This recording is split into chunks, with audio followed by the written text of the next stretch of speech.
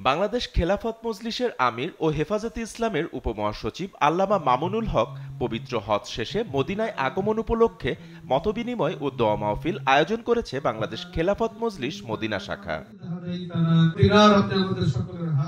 মদিনার একটি কনফারেন্স হলে আয়োজিত অনুষ্ঠানে মাওলানা বশির আহমেদের সভাপতিত্বে ও আব্দুস সালাম মাদানির পরিচালনায় অনুষ্ঠানে প্রধান অতিথি ছিলেন বাংলাদেশ খেলাফত মজলিসের আমির আল্লামা মামুনুল হক। ওয়ালটন আবারও মিলিনিয়ার অফারে ওয়ালটন ফ্রিজ কিনে আপনিও হয়ে যেতে পারেন মিলিয়নিয়ার। এছাড়া বক্তব্য রাখেন শায়খ খালিদ সাইফুল্লাহ, আইওবি, মাওলানা মাহফুজুল হক, মাওলানা মাহবুবুল হক, মাওলানা মাসিউল্লাহ সহ ওলামায়ে কেরাম।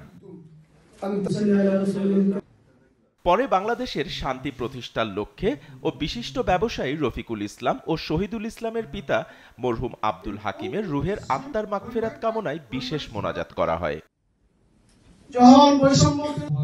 SA TV digital.